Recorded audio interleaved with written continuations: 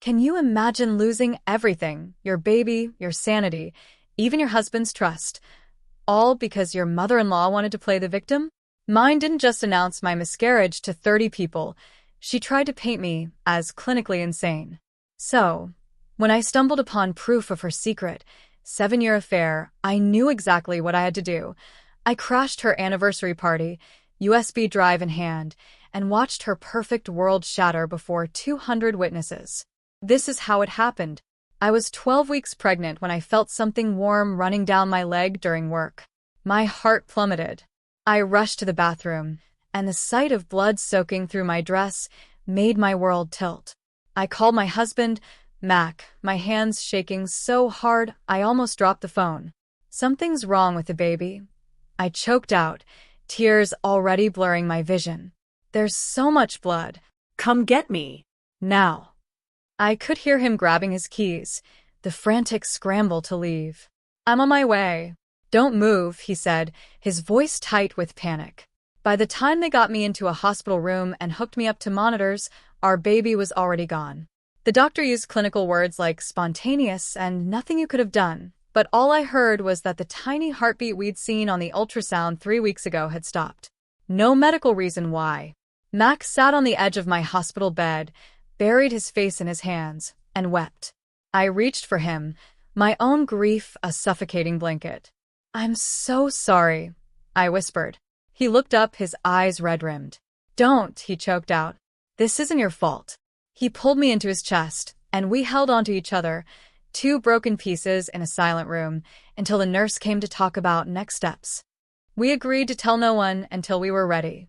"I can't handle your mother right now," I confessed, and Mac nodded, understanding instantly. "I know. We'll tell people when you're ready. No one needs to know yet." I trusted him. I had no reason not to. What I always forgot, was that keeping secrets from his mother, Lena, was utterly impossible. She had a key to our house, and she used it whenever she pleased. 3 days later, I was huddled on the kitchen floor, sobbing into a tiny onesie I'd bought just the week before. The fabric was so soft, so hopeful. That's when I heard the front door creak open. And there she was, Lena, standing over me with grocery bags in her hands, her lips pressed into that familiar thin line of disapproval. "Well," she said, her eyes sweeping over the tissues scattered across the floor, the empty ice cream container on the counter. "This is quite a scene." I wiped my face, trying to compose myself. "Lena, I wasn't expecting you." She stepped over me, setting her bags on the counter. "Clearly," she replied. "You know, when Mac told me you weren't feeling well, I assumed it was something minor, a cold, maybe, not a complete breakdown in the middle of the day." She turned, her eyes narrowing on the onesie in my hands. "Is that baby clothes? Why are you sitting on the floor crying over baby clothes, Elise?" I didn't want to tell her. Not her. But her stare, that same look she gave servers when her food came out wrong, bored into me. I was exhausted, empty, and I just wanted her to leave. The words spilled out, raw and ragged. "I lost the baby," I said, my voice cracking on the last word. 3 days ago. We weren't going to tell anyone yet. Lena's face shifted, morphing into something that almost looked like sympathy, if you didn't know her well enough to see the cold calculation behind it. She lowered herself gracefully to the floor beside me, took my hands, and squeezed. "Oh, honey, that explains everything. I knew something was off with you lately, but I thought you were just being moody again." My grief flared into a sharp, bitter anger. "I'm not being moody. I lost my baby." I know," she cooed, squeezing my hands tighter. "And I'm sure you're blaming yourself, even though the doctor probably told you these things just happen sometimes, especially with first pregnancies, especially when the mother is under a lot of stress." She tilted her head, her gaze piercing. "You have been under a lot of stress, haven't you? Working all those hours, not taking care of yourself properly. I told Mac months ago that you needed to slow down, but you never listened to me." I snatched my hands away. "The doctor said it wasn't anything I did." Lena nodded slowly, a knowing smirk playing on her lips. "Of course he did. They always say that." But we both know you could have taken better care of yourself. Eaten better, rested more. You're not exactly known for putting your family first, are you? She patted my knee, a gesture that felt less comforting and more condescending. But what's done is done. No point dwelling on it now. Please don't tell anyone, I pleaded, my voice barely a whisper. I need time before the whole family knows. She put her hand over her heart, a theatrical gesture. Sweetheart, I would never betray your trust like that. I swear on my marriage, this stays between us until you're ready. Her eyes, however, gleamed with something else. Though I do think the family deserves to know eventually. They've been asking about grandchildren for years, and it's not fair to keep them in the dark forever just because you're embarrassed. That Friday, she called. I'm organizing a small dinner, she announced, her voice dripping with false concern. Because we need to be surrounded by people who love us. Just immediate family, she said. You really do need to get out of that house. Sitting around crying isn't going to bring the baby back. I don't think I'm ready for company, I said, my voice flat. She sighed heavily, a sound of long-suffering martyrdom. Elise, this isn't about what you want. Mac is struggling, and he needs his family around him right now. Or is this going to be like every other time when your needs come before his? So I put on a dress, forcing my aching body into something presentable, and let Mac drive me to his parents' house. As we stepped through the front door, the sight of 30 people milling about in the dining room hit me like a physical blow. I grabbed Mac's arm, my voice a furious hiss. You said immediate family. He just shrugged, looking uncomfortable. I guess Mom invited more people. Just get through it.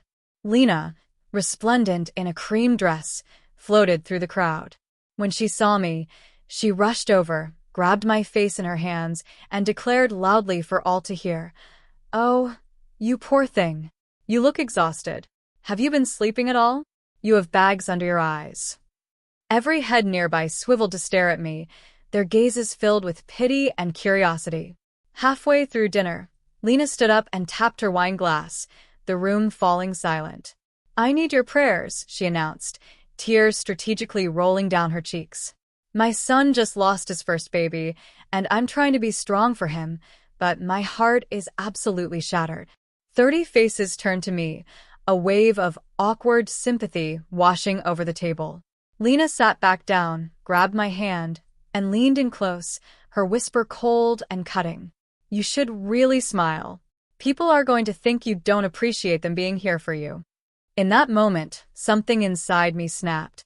I decided then and there that tomorrow morning I was going to force Mac to choose. Lena thought I would keep quiet, because that's what I always did. But she had just made the biggest mistake of her life. She wanted to play the grieving grandmother in front of 30 people? Fine. I was going to make her explain why she broke her promise in front of her son. For the first time in 5 years, I wasn't afraid of what would happen when I finally stopped being polite. The car ride home was silent for the first 10 minutes. I stared out the window, waiting for Mac to say something, to apologize, to acknowledge that his mother had just done something unforgivable. Finally, he cleared his throat. I know tonight wasn't what you expected. I laughed, a harsh, humorless sound. Wasn't what I expected. I repeated, my voice rising. Mac, your mother announced our miscarriage to 30 people after she promised she wouldn't tell anyone. He tightened his grip on the steering wheel. She was trying to help. She thought you needed support. I turned to him, my eyes blazing. She thought I needed support, or she thought she needed an audience? He didn't answer. We pulled into our driveway, and he turned off the car, sitting there, staring at the garage door. I need you to apologize to her, he said quietly. I was sure I'd misheard him. Excuse me? He turned to face me, that soft, placating expression he wore when he was about to ask me to do something I absolutely didn't want to do. You barely spoke to anyone all night. You didn't thank her for the dinner. You just sat there looking miserable, and now she's upset because she thinks you're mad at her. I opened my mouth, then closed it, unable to find words for the sheer absurdity of what I was hearing. I am mad at her. I finally managed. She told everyone about the baby after she promised she wouldn't. I have a right to be mad, Mac. He sighed, rubbing his eyes. She made a mistake. She got emotional. But giving her the silent treatment all night was cruel, and you need to apologize by tomorrow morning. I got out of the car and walked inside without answering. He followed me into the bedroom. Elise, I'm serious. He pressed. She called me crying on the way home. She thinks you hate her. I pulled on my pajamas, my voice flat. Good. Maybe she should think about why. He stared at me like I was speaking a foreign language. You're being unreasonable. All she did was ask for prayers. That's what family does. I climbed into bed, turned off my lamp, and said, if you can't see what she did wrong, then I don't know how to explain it to you. He stood there in the dark for a long moment, then walked out. I heard the guest room door close behind him. The next morning, I woke up to 17 text messages. Mac's aunt asking if I was okay because Lena had called her, worried about my mental state. His cousin asking if I needed anything because she heard I wasn't handling the loss well. His other cousin saying, Lena mentioned you'd been acting erratic, and did I want to talk to someone professional?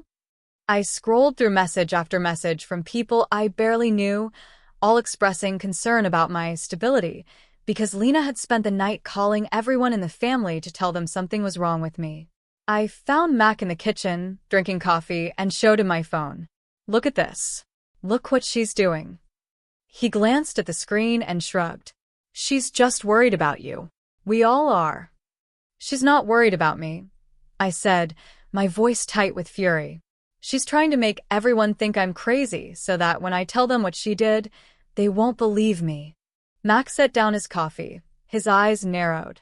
Listen to yourself right now. You sound paranoid. My mother loves you. She's trying to help, and you're acting like she's some kind of villain. I stared at him, a cold realization settling in my gut. He was never going to see it. He'd spent 30 years being trained to believe everything Lena did was out of love, and nothing I said was going to undo that programming in one conversation. 3 days later, a coworker stopped me in the hallway. Is everything okay at home? She asked, looking uncomfortable. What do you mean? I asked. Her voice dropped. Your mother-in-law came to my church's prayer group last night. She asked everyone to pray for you because you're not taking care of yourself. She said you've been struggling since the pregnancy, and she's worried you might hurt yourself. I felt the floor tilt beneath me. Lena had gone to my coworker's church. She had stood up in front of strangers and painted me as someone who might hurt herself. She was building a case, documenting a pattern, making sure that when I finally snapped and told everyone what she'd done, they would already believe I was unstable. I drove home and found Mac watching TV. Your mother told my coworker's prayer group that she's worried I might hurt myself, I stated, my voice shaking. He muted the TV. She mentioned she was going to talk to some people about getting you support. I think it's a good idea, actually. You haven't been yourself lately. I haven't been myself because I lost a baby, and then your mother announced it to 30 people, and then she spent the next week telling everyone I'm crazy. I screamed. He stood up and walked over to me, putting his hands on my shoulders like he was trying to calm a scared animal. Babe, I think you should talk to someone. A therapist, maybe. Mom knows a really good one from church. She thinks you're not processing the loss in a healthy way. And honestly, I'm starting to agree with her. I pulled away from him, repulsion washing over me. You want me to see a therapist your mother recommended, so she can control that narrative, too? He threw his hands up. See, this is exactly what I'm talking about. You're acting like everyone is out to get you. That's not normal, Elise. That's not healthy. That night, he moved into the guest room. He said he needed space to think because I was refusing to apologize and I was refusing to get help, and he didn't know what else to do. I lay in our bed alone, staring at the ceiling, thinking about how Lena had managed to isolate me completely in less than 2 weeks. My husband thought I was crazy. His family thought I was crazy. My coworkers thought I was crazy. She had taken my worst moment and used it to destroy every relationship I had. And she'd done it all while crying and asking for prayers. The next morning, I saw that Lena had posted a photo from the dinner on Facebook. It was a picture of her hugging me at the table, her eyes closed, her face pressed against my hair. The caption read, "Please pray for my sweet daughter-in-law during this difficult time." She's struggling, but our family will get her through it. 200 likes, 40 comments about what an amazing mother-in-law she was. A dozen people tagging mental health resources for me to read. I screenshotted everything and sent it to my best friend, Danielle, with the message, "Am I crazy? Or is this insane?" She called me immediately. "What the actual hell is wrong with this woman? She's posting about your miscarriage on Facebook and making it sound like you're having a breakdown." I told her everything. The dinner, the texts, the prayer group, Mac moving to the guest room. Danielle was quiet for a long time, then said, "You need to get out of there. This woman is trying to destroy you, and your husband is helping her do it."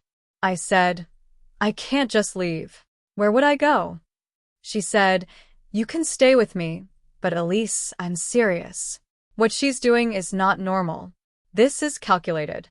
She's setting you up for something, and you need to figure out what it is before she finishes building her case." I thanked her and hung up, sitting in my kitchen, wondering how my life had fallen apart so completely in 2 weeks. I'd lost my baby. I'd lost my husband. I'd lost my reputation. And Lena was out there collecting sympathy and prayers while I sat alone in a house that didn't feel like mine anymore.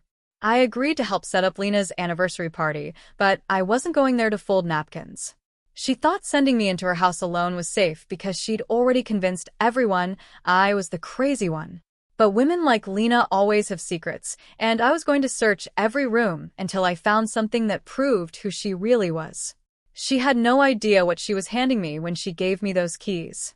What I found in her closet changed absolutely everything. 2 weeks after the dinner, Lena called. "I need help setting up for my 30th anniversary party," she chirped, that sweet voice making me want to throw my phone across the room. "Kenneth's out of town until Thursday, and I can't possibly do everything myself. You'll come help, won't you?" It would mean so much to me. I said yes because Mac was standing right there, and because I knew refusing would give her more ammunition. She'd tell everyone I was too unstable to help with a simple party. She'd add it to her growing list of evidence that something was deeply wrong with me. So, Saturday morning, I drove to her house and spent 3 hours carrying boxes and ironing tablecloths while she supervised from the couch, pointing out everything I was doing wrong. "The napkins need to be folded into swans, not rectangles," she'd say, without looking up from her phone. "And those centerpieces need to go on the west side of the room. The light is better there for photos." I nodded, adjusted, rearranged, and fantasized about walking out the door and never coming back. Around noon, she sent me upstairs. "Grab extra chairs from the bedroom closet. They're in the back," she called after me. "Behind the boxes. Make sure you don't mess up anything while you're looking." I climbed the stairs and went into the master bedroom, opening the closet door. It was massive, a walk-in the size of my living room, with shelves and drawers and racks of clothes organized by color. I pushed past the dresses, moved some boxes, and found the chairs folded up against the back wall. As I was pulling them out, I knocked over a shoebox on the top shelf, and it fell open, scattering receipts everywhere. I knelt down to gather them, and that's when I saw what they were for. Jewelry. Expensive jewelry. A diamond bracelet from 2 years ago. Pearl earrings from last Christmas. A necklace that cost more than my car. I'd never seen Lena wear any of these things. Not once. I was putting the receipts back when I heard her phone buzz from the nightstand. She must have left it upstairs when she went to answer the door earlier. I should have ignored it. I should have grabbed the chairs and gone back downstairs and pretended I never saw anything. But something propelled me forward. I walked over and looked at the screen. The notification was from someone named Emmanuel with a heart emoji. The preview showed the first line of the text. "Last night was perfect. I can't stop thinking about you." My whole body went cold. Emmanuel. I knew that name. He was the deacon at Lena's church. He'd been coming to family dinners for years. He always sat next to her. Always refilled her wine glass before anyone else's. Always laughed a little too hard at her jokes. I told myself there had to be an explanation. Maybe it was a different Emmanuel. Maybe the text was innocent, and I was reading into it because I wanted to find something wrong with her. But my hands were already moving. I picked up her phone and typed in the passcode, I'd watched her enter 100 times at family dinners. It opened immediately. I went to her messages and found Emmanuel's thread and started scrolling. I miss you already. You're the only one who understands me. Kenneth doesn't touch me the way you do. I wish I'd married you instead. 7 years of messages. 7 years of I love you and I need you and you're my soulmate and explicit descriptions of things that made my stomach turn. I kept scrolling with shaking hands and found photos. Lena in lingerie I'd never seen before. Emmanuel shirtless in what looked like a hotel room. The two of them together in bed, with timestamps from dates I recognized. Their anniversary trip to Napa. The family reunion in Lake Tahoe. Christmas Eve 2 years ago, when she said she was tired and went to bed early. I backed out of the messages and checked her photos, finding a hidden album with hundreds more. Hotel rooms and restaurant receipts and screenshots of reservations at places she told Kenneth she was visiting with her girlfriends. Then I remembered the jewelry receipts. I went back to the closet and looked at the dates. Every piece was purchased within a week of one of their anniversary trips.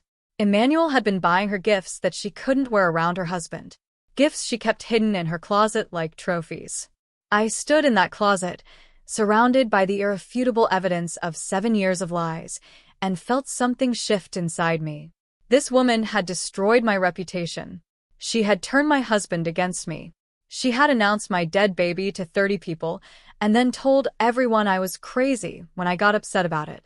And the whole time, she was preaching about faithfulness and family values while sleeping with the church deacon. I pulled out my phone and started screenshotting everything, the texts, the photos, the receipts. I worked quickly and methodically, saving every piece of evidence I could find in my own phone. Then I put her phone back exactly where I found it, grabbed the chairs, and walked downstairs. Found them, I said, my voice steady. Where do you want me to set them up? Lena smiled at me from the couch. By the windows. And thank you so much for helping. I know things have been hard between us lately, but I really do appreciate you. I smiled back. Of course, Lena. That's what family is for. She had no idea that I had just found everything I needed to destroy her. I spent the rest of the afternoon setting up chairs and hanging decorations, watching Lena bark orders at the caterers, while I thought about what I was going to do with the information I'd found. Part of me wanted to tell Kenneth immediately. He deserved to know what his wife had been doing for 7 years. But another part of me knew that wasn't enough. Lena had humiliated me publicly.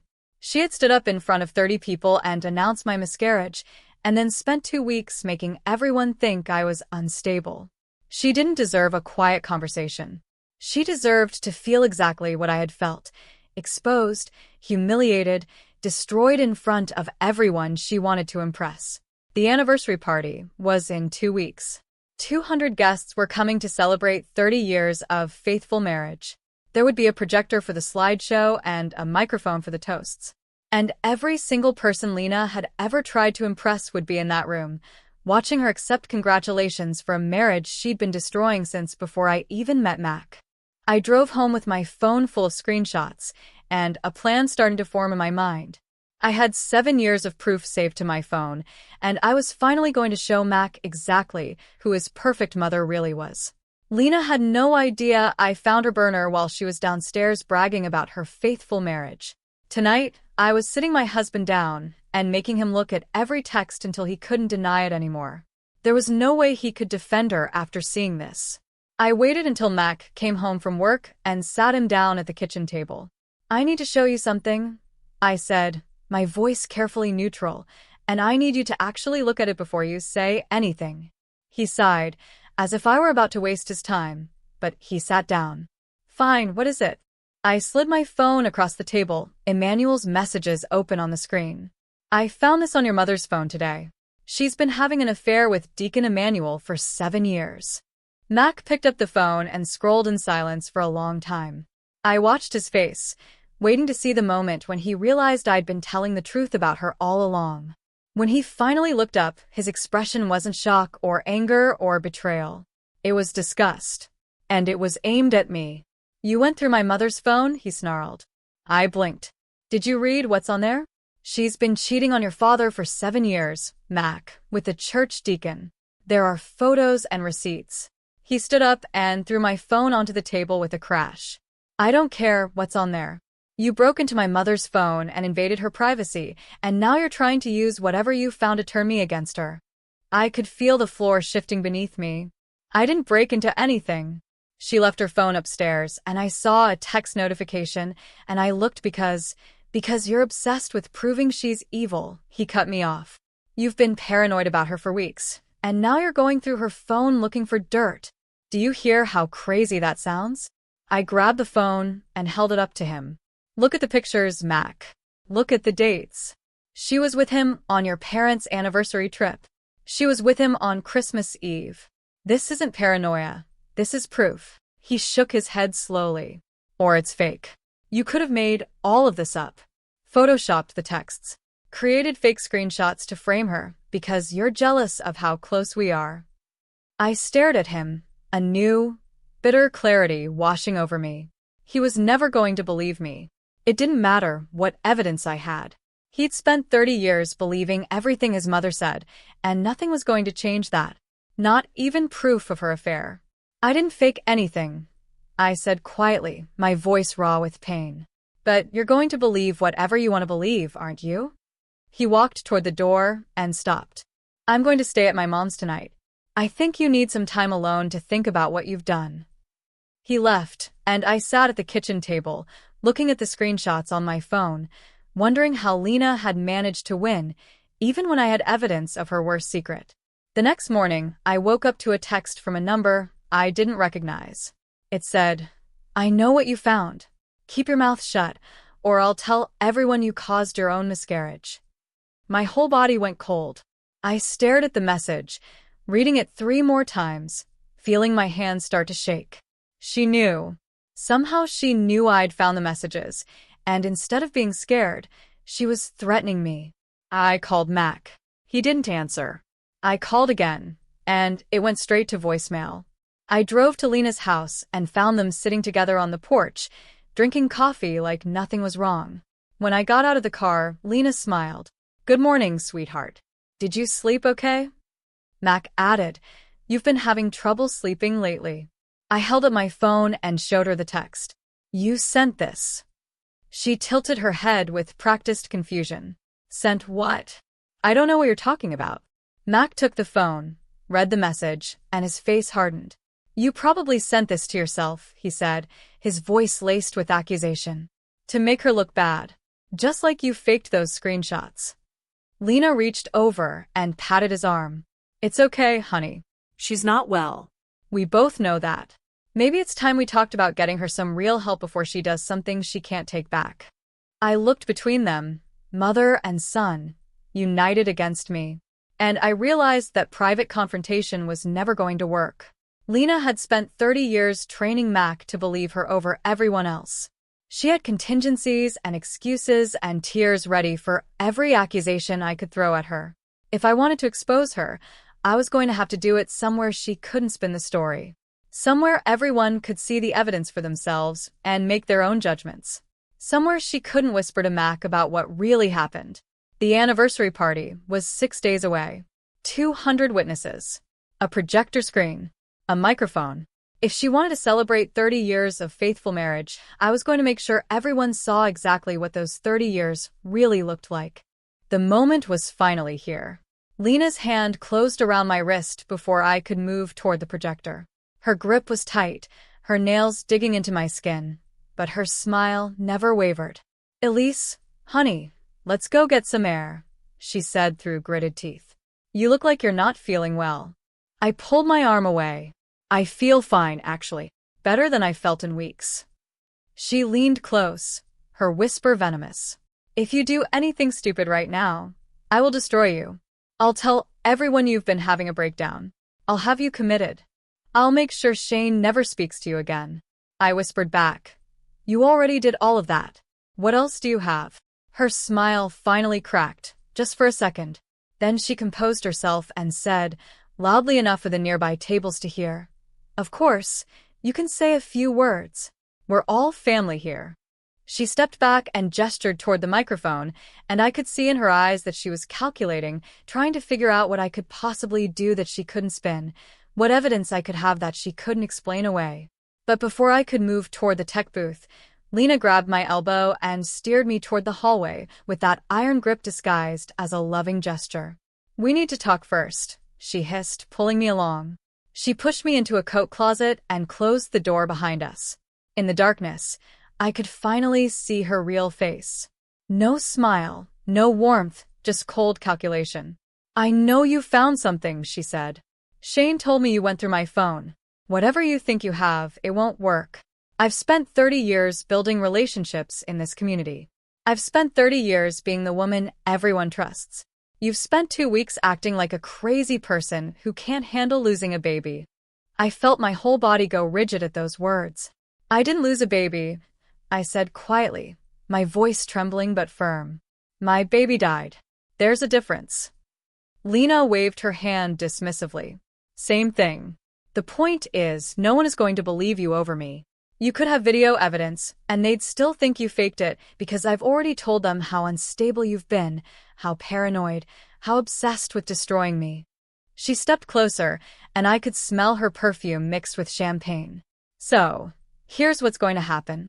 You're going to go back out there and smile and clap during my speech and act like a supportive daughter-in-law. And then you're going to go home and pack your things and file for divorce and disappear from my son's life forever. If you do that quietly, I won't tell anyone what really happened with your miscarriage." My blood went cold. "What do you mean, what really happened?" Her smile was the cruelest expression I'd ever seen on a human face. "I mean that stress causes miscarriage. Everyone knows that. And you were so stressed, weren't you? Working all those hours, fighting with Shane about having children when he wasn't ready. Pushing and pushing until your body gave out." She tilted her head.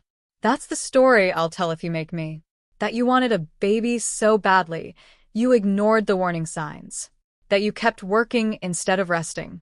That you caused your own loss because you were too selfish to slow down." I stared at her in the darkness of that coat closet and realized I was looking at someone who had no limits. Someone who would say anything and destroy anyone to protect herself. Someone who had already decided I was disposable the moment I became inconvenient. "You know what the worst part is?" I said quietly. "I actually thought you might love Shane. I thought everything you did was misguided maternal instinct. But you don't love anyone, do you? Not Kenneth. Not Shane. Not even Emmanuel. You just love being worshipped." Something flickered in her eyes. Surprise, maybe. Or recognition. "You have no idea what you're talking about," she said, but her voice had lost some of its certainty. "I found the jewelry," I said. "The diamond bracelet, the pearls, the necklace. All those gifts from Emmanuel that you can't wear around your husband.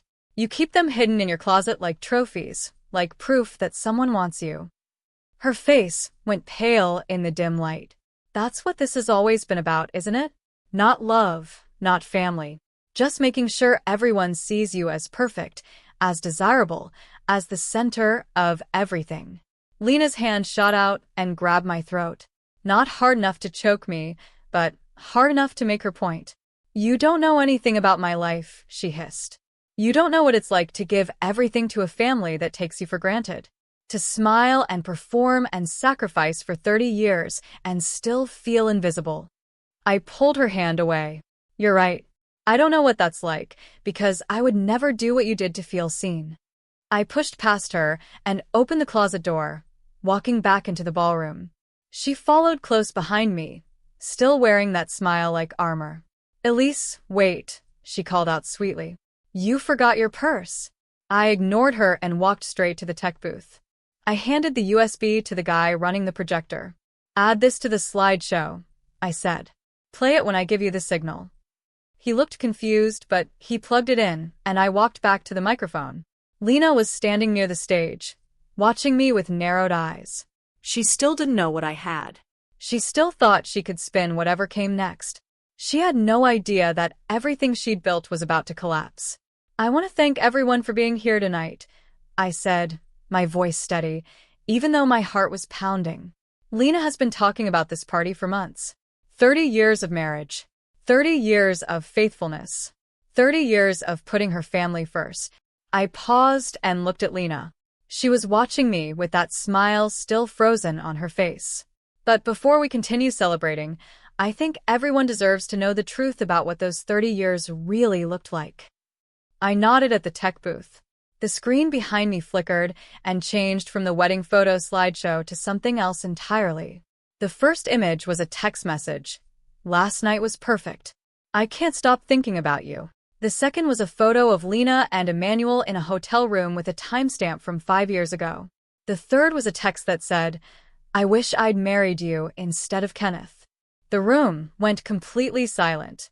I watched 200 faces process what they were seeing. I watched Emmanuel's wife stand up, her hand clamped over her mouth.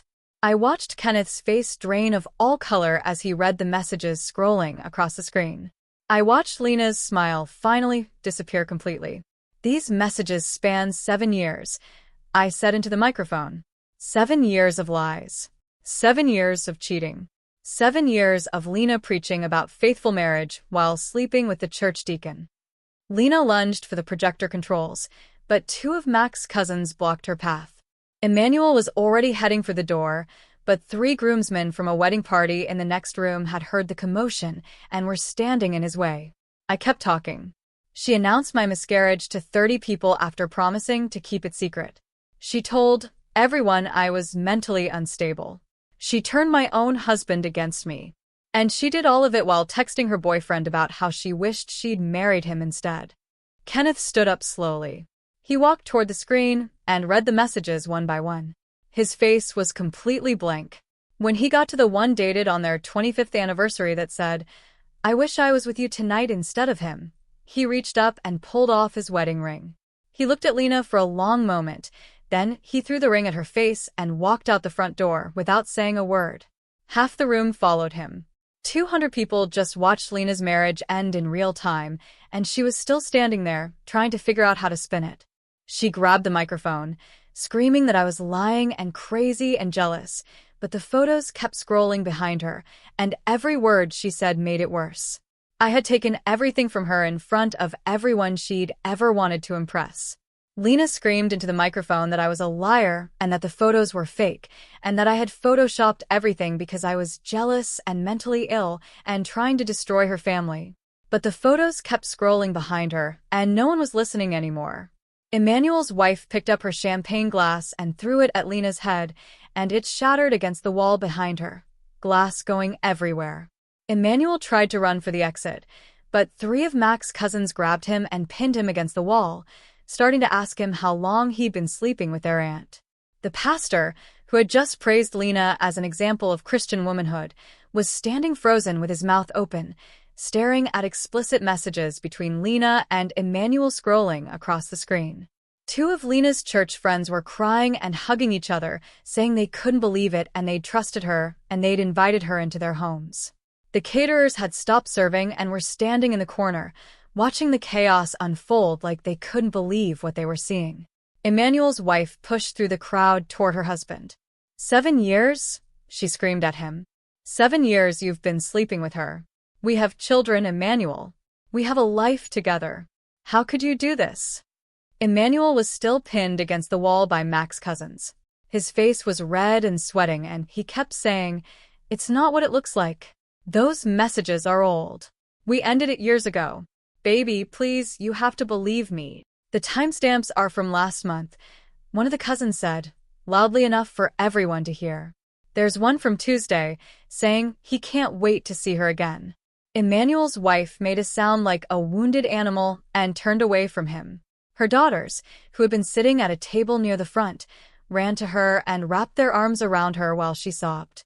Emmanuel tried to call out to them, but his voice was drowned out by the chaos. The pastor finally found his voice. This is a house of God, he said weakly. We should all calm down and handle this privately. A house of God? Someone shouted from the back. Your deacon has been sleeping with a married woman for 7 years, and you want us to calm down? The pastor went quiet again. Lena was still screaming into the microphone. This is all lies. She made this up. She's been trying to destroy me since the day she met my son. Ask Shane. Ask him what she's really like. She pointed at Shane, who was still sitting at his table, frozen. Tell them. Tell them she's crazy. Tell them she's been having a breakdown. Max stood up slowly, and every eye in the room turned to him. He looked at his mother. He looked at the screen, where a photo of her and Emmanuel in bed together was currently displayed. He looked at me, standing at the microphone with a USB drive still in my hand. Is it true? He asked his mother, his voice quiet, but in the silent room, everyone could hear it. Have you been cheating on Dad for 7 years? Lena's face crumpled into tears. Shane, baby, you have to understand. Your father hasn't touched me in years. Emmanuel and I have a connection. It's not what it looks like. I still love your father. I just needed someone who appreciated me. And is it true? Mac repeated. Yes or no? Lena sobbed. Yes, but it's not my fault. You don't understand what my marriage has been like. Your father is cold and distant, and Emmanuel actually sees me. And Mac turned and walked out of the room without letting her finish. Lena screamed his name and started running after him, but her heel caught on the edge of the stage and she stumbled. She grabbed for the anniversary cake display to steady herself, but it wasn't stable enough to hold her weight. The whole thing tipped forward, and she went down face first into 3 tiers of white frosting and fondant. For a moment, no one moved. Lena lay there in the wreckage of her own anniversary cake, sobbing and covered in frosting, while 200 guests watched in stunned silence. Then, someone in the back started laughing. It spread through the room like wildfire until half the guests were laughing and the other half were filming on their phones. Lena pushed herself up onto her knees. Frosting was dripping from her hair, and her designer dress was ruined, and mascara was running down her cheeks in black rivers. She looked around the room at all the people who had spent years telling her how perfect she was, and found nothing but disgust and pity and barely contained laughter. Stop filming, she screamed. Stop it right now. This is a private family matter. You have no right. You lost the right to privacy when you made my miscarriage public, I said into the microphone. Now everyone gets to see who you really are. I stepped down from the stage and walked toward the exit. Emmanuel's wife grabbed my arm as I passed. Thank you. I've suspected for years, but I never had proof. I nodded and kept walking. Lena was screaming my name now. Elise. Elise. Get back here. You can't just leave. You ruined everything. You destroyed my family. Elise. I was almost at the door when Max stepped in front of me. His face was pale, and his eyes were red, and he looked like someone had just told him everything he believed was a lie. How could you do this? He asked. How could you humiliate her like that in front of everyone? I stared at him and felt something cold settle in my chest. She announced my miscarriage to 30 people after promising to keep it secret. She told everyone I was crazy. She threatened to tell people I caused my own miscarriage. And you chose her. Every single time, you chose her. He shook his head. She's my mother. I was your wife, I countered, my voice cracking, and you never once chose me. I reached into my purse and pulled out the burner phone I'd taken from Lena's closet the day I found the messages. I pressed it into his hands. This has everything. Every message, every photo, every lie she told your father for 7 years. I was going to show you privately. I was going to give you the chance to handle it as a family. But you told me I faked the screenshots. You told me I was crazy. You moved out and stayed with her and let her threaten me. I stepped around him toward the door. So, I handled it the only way she left me. Lena was still screaming my name behind me. I could hear her sobbing and choking on frosting and begging someone to help her up. I didn't look back. I walked out of that ballroom and into the cool night air and kept walking until I reached my car. My hands were shaking as I unlocked the door and slid into the driver's seat. I sat there for a long time, staring at nothing. I had just destroyed my mother-in-law's marriage and reputation in front of 200 people. I had just ended my own marriage in the most public way possible. I had just burned down every bridge I had to the family I'd married into 5 years ago. And I didn't feel guilty. I didn't feel bad. I felt free for the first time since that dinner when Lena announced my miscarriage to 30 people. I felt like I could finally breathe. My phone buzzed. A text from Danielle. I just saw on Facebook that something happened at the anniversary party. Are you okay? What did you do? I typed back, I'll tell you everything. Can I stay at your place tonight? She responded immediately, already making up the guest room. Get here safe. I started the car and pulled out of the parking lot and drove toward Danielle's apartment without looking back at the hotel, where my mother-in-law was still covered in cake and crying about how I'd ruined her life. She had ruined mine first. I just returned the favor. What would you have done in my place? Have you ever faced such a calculated betrayal? Tell me what you think in the comments. I really want to know.